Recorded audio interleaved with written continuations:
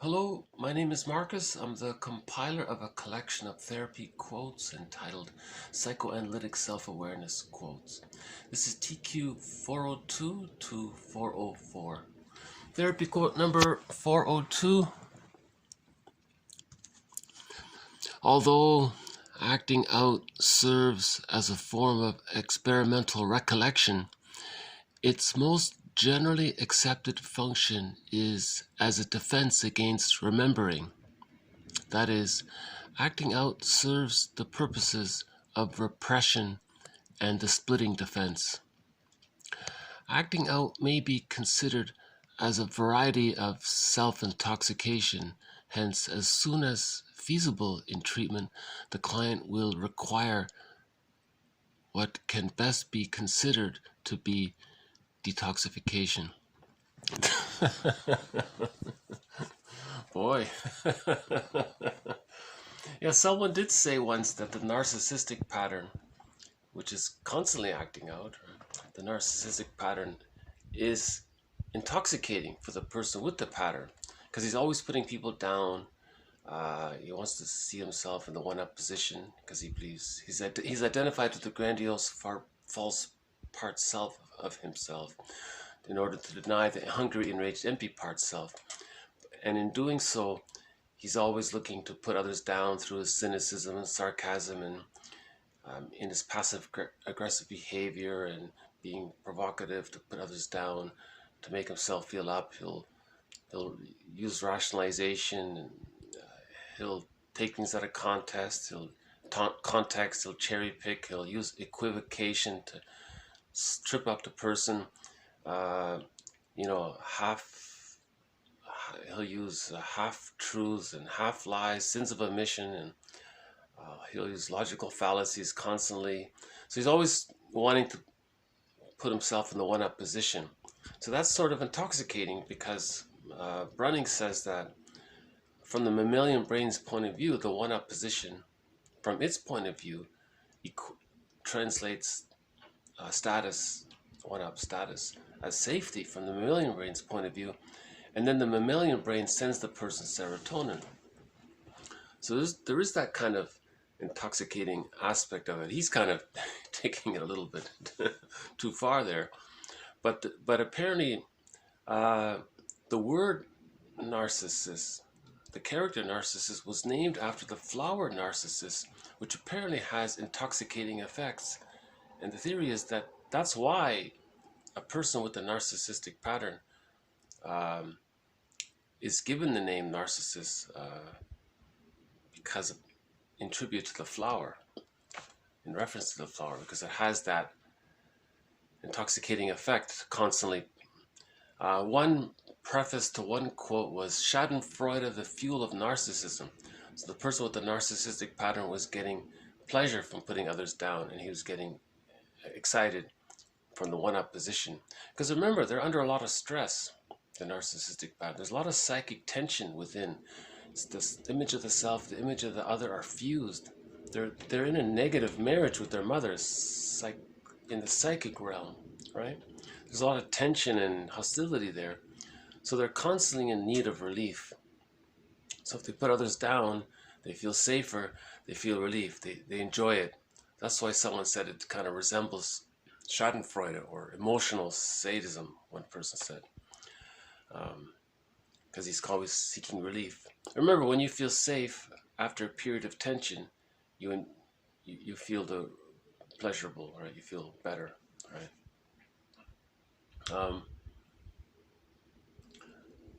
Okay. Yeah. So acting out. So, but a more common example would be, excuse me. A more common example would be the binge eater. He's feeling some anxiety, and then he runs to the fridge.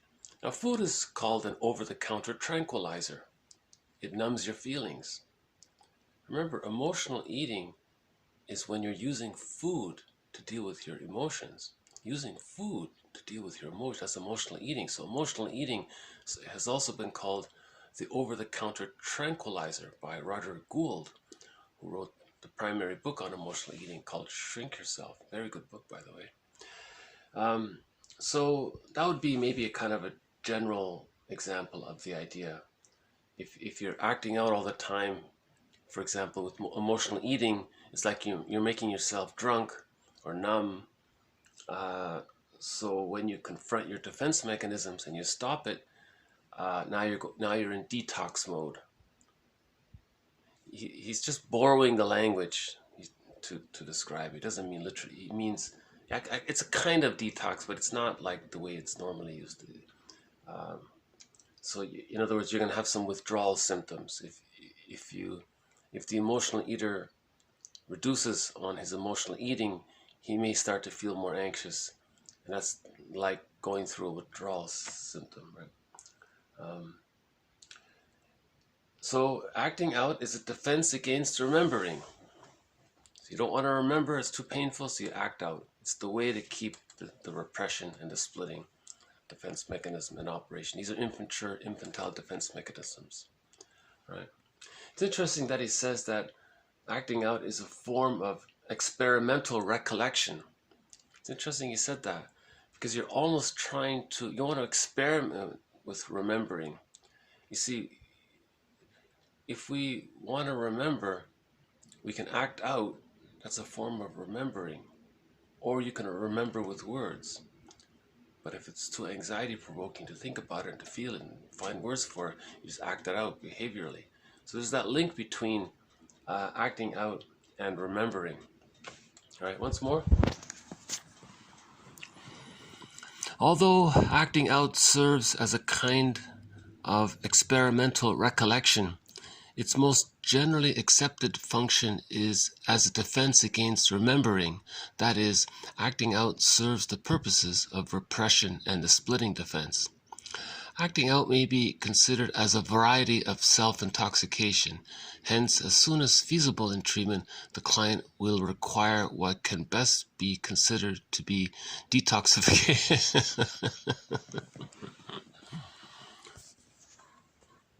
So can you imagine a person with a narcissistic pattern detoxing from his cynicism or from his constant wish to trick people into the one down position or to deceive people? Can you imagine that? Like, that would be a real detox for the narcissist, right? For a person with a narcissistic pattern. So whatever infantile immature defense mechanism is being used, be it acting out or any of the other infantile immature defense mechanisms, when we confront that, stop it, cold turkey, let's say, the feelings are going to come up. But that leads to the mourning process and to TQ 403. The client has moved from reliance on primitive defenses, including splitting, projective identification, denial, omnipotence, and devaluation. Okay, we can include acting out in there. Now, the client reveals unmistakable evidence of a growing capacity to mourn and is increasingly able to utilize the therapist's interpretations to understand the pathogenesis of his patterns. So as we said before, splitting precludes mourning, so if you confront the defense mechanism of splitting and acting out serves splitting, then we're moving into the mourning process. So that's one perspective on the therapy process, to confront the defense mechanism, to call them out, to clarify it to a person's attention, to bring it to a person's attention by clarifying what they're doing, offering interpretations, and confrontation is the why. Why are you doing this? And then as they move away from those defense mechanisms, all of these infantile defense mechanisms are meant to be existential hearsay by the age of 3, right? But if they're still there, the person didn't achieve the psychological birth, right? So splitting, yeah, so as we just said, acting out reinforces splitting, so they go together. Splitting precludes mourning, so if you heal the splits, you can mourn, right? Projective identification reinforces the splitting. In projective identification, there's something you don't know about yourself. You say it belongs to someone else. You coax the other person to demonstrate some aspects of what you're denying about yourself. Then you can use rationalization and convince yourself that since it's out there, it's not in here. That's called externalization. And since you think you've externalized it, you then think it's not internalized, that it's not internal. And then you may take it a step further. You want to control this ability to keep it external. And you think to do that, you have to control the other person to keep demonstrating those negative traits or the traits that you're denying. You see, so you're getting into how projective identification is used to externalize, to maintain the split and the denial, right? Omnipotence, that's the infantile megalomania. Narcissistic pattern is still caught in that unresolved infantile megalomania. Devaluation. Okay, so that's what the person with a narcissistic pattern is going to do. They're going to always devalue others. So once you move away from them, he says here the client has moved from reliance on these immature defense mechanisms. Now he's growing in his ability to mourn because he's facing the deep ambivalence he's been denying. He's been denying the truth about his feelings towards his mother. He's been denying it. He had to. In some cases, he becomes the mother psychically in his inner world. So he really can't face it because he's losing his identity if he's her. So it's so complicated. That's called, right? But anyways, as he starts to heal the splits by facing the ambivalence, facing the truth within, as the comedian said, the truth will upset you free. So if he faces the truth and faces the genuine ambivalence, the two feelings there, then the splits can come together and he can achieve the psychological birth. And along with that, he's able to use the therapist's interpretations.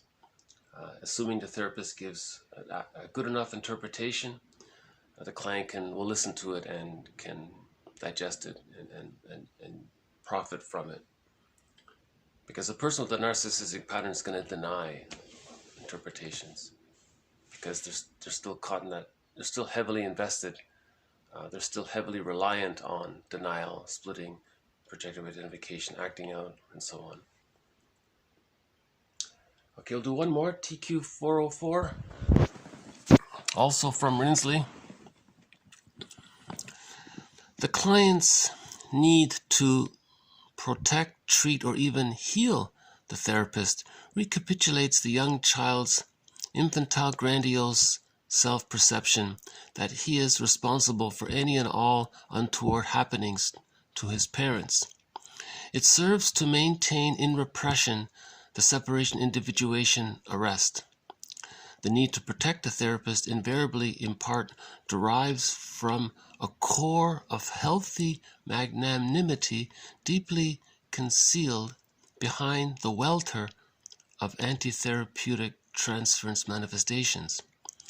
This positive aspect of the client's hidden real self needs to be recognized by the therapist along with interpretive efforts toward its resistance-related aspects.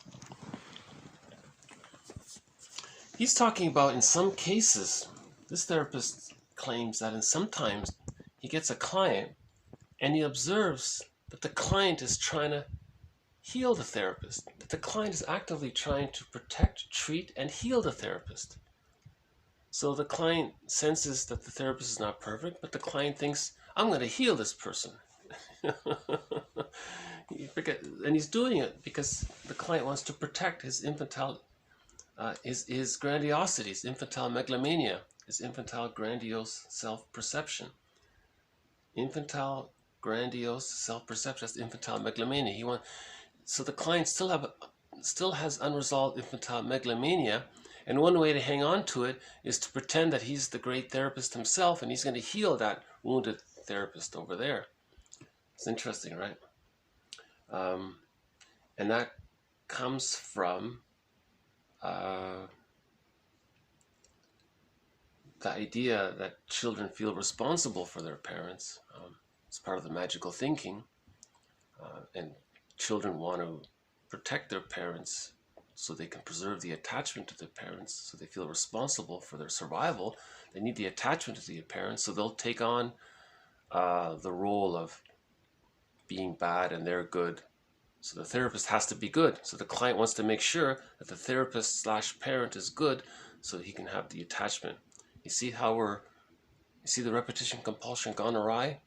See that something that's stuck in childhood is still being acted out in the present, right? The child feels responsible for making sure that the parent is good in his mind so he can have the attachment.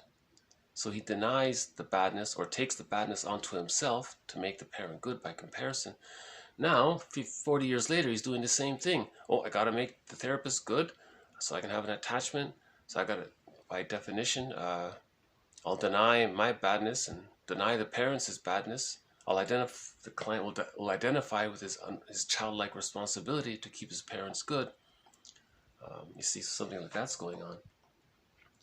But interestingly enough, he says that at that stage, though, as dysfunctional as that sounds, the ability to do this positive magic gesture, Bergler would call it. See, Bergler would call that a positive magic gesture. If the client is trying to heal the therapist, Bergler would say that the client is trying to communicate how he wished he were healed by his parents. So he's giving to others what he wished he were given. If he's giving love and understanding and care and attention support to the therapist, that he's trying to say that he wished he got that from his parents. So in other words, Bergler would say the client is trying to say that's what he wished he got. So Bergler would interpret that from that point of view. He calls that a positive magic gesture, which is a little more, I guess, evolved from the negative magic gesture. Because in this quote, he says the ability to offer a positive magic gesture reveals the goodness that's deeply buried within all of this transference, all of this positive magic gesture. Deep within it, there is contact with the real self, because there is a kind of care. There is something positive about that. There is a warmth and a love there. There is a love there. It's just so the therapist needs to acknowledge that. And then interpret it, right? Why are you coming here to heal me? Aren't you here for yourself? Or why would you go to all this effort and then to repeat what you're doing? So the client, if this were Bergler, he would probably say, I don't know how he would say it, but I'm guessing he would probably have some elegant way of saying something to the effect that you're being helpful to me. What you're doing is you're trying to tell me that you really wish your parents were helpful to you or could be kind to you. Are you saying maybe they weren't that kind to you? Like maybe go that way or something like that. Once more. The client's need to protect, treat, and even heal the therapist recapitulates the young child's infantile grandiose self-perception that he is responsible for any and all untoward happenings to his parents. It serves to maintain in repression the separation, individuation, arrest. The need to protect the therapist invariably in part derives from a core of healthy magnanimity deeply concealed behind the welter of anti-therapeutic transference manifestations. This positive aspect of the client's hidden real self needs to be recognized by the therapist along with interpretive efforts toward its resistance-related aspects. Okay, so in other words, the client doing this is not going to heal. He's stuck in his arrested development, and he's resisting his getting help. He's calling this a form of resistance to the treatment. By spending all of his time trying to heal a therapist, he's resisting healing himself, right? He's calling this anti-therapeutic transference manifestations. He's engaged in a transference manifestation, and it's not therapeutic to him. He's going to spend all of his time trying to heal the doctor.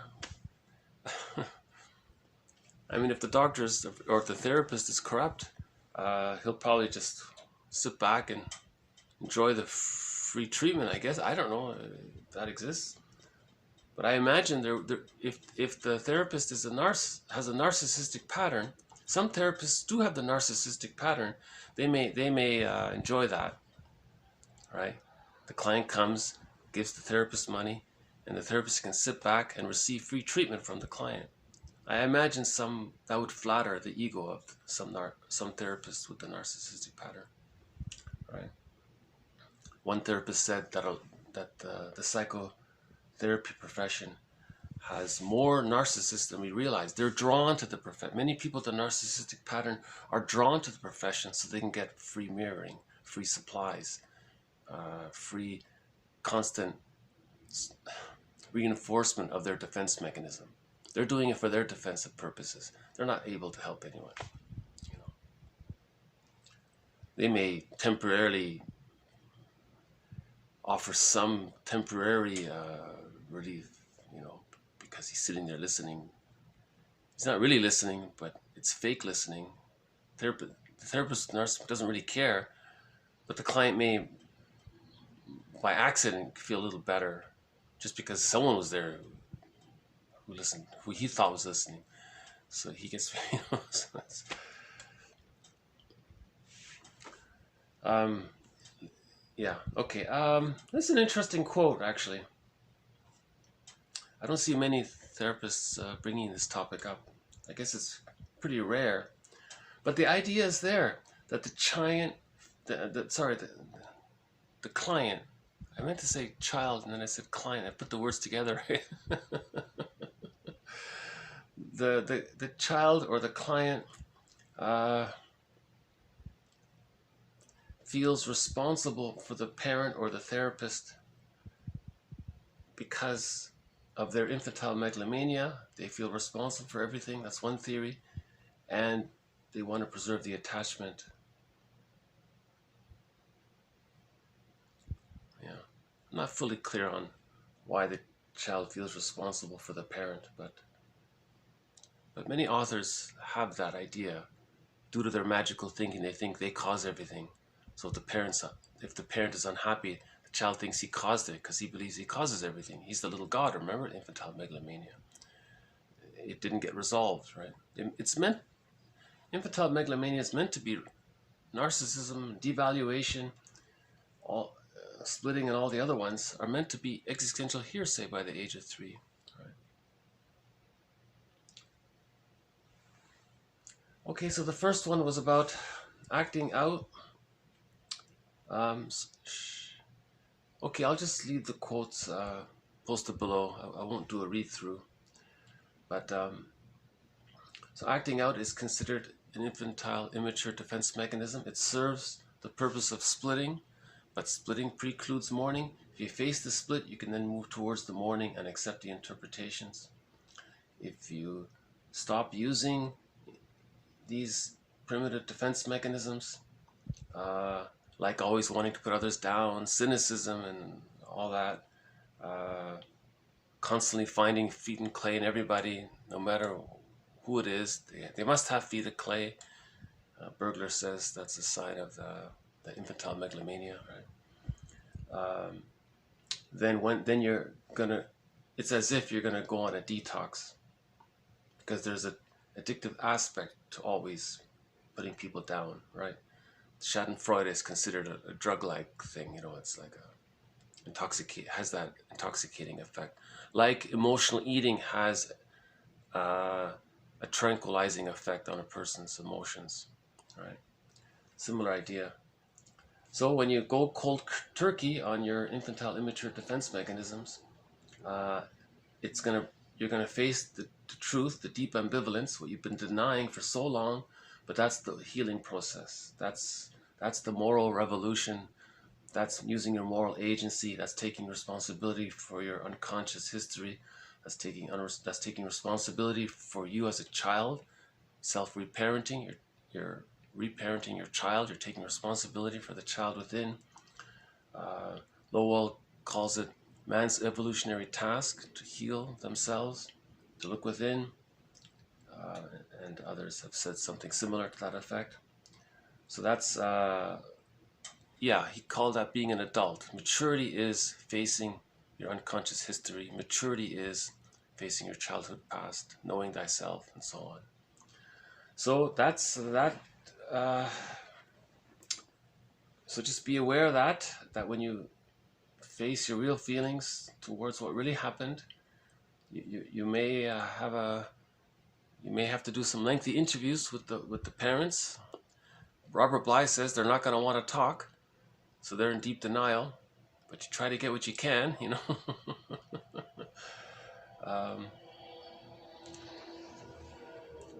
Yeah, okay, and then 404 was one form of resistance to therapy is if the client is replaying his sense of responsibility for his parents. He's holding on to his magical thinking and infantile megalomania, thinking that he's going to ignore his problems and just focus completely on the therapist.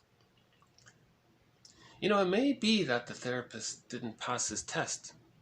Like maybe in the beginning, clients will always test the therapist, what he's like. If the client thinks the therapist is not safe, then he thinks he's wounded. Then he's got to, maybe he set the therapist up to fail, or maybe he's going to see the therapist as not good enough no matter what, in order to preserve the infantile megalomania, and that's to preserve the resistance to his separation individuation.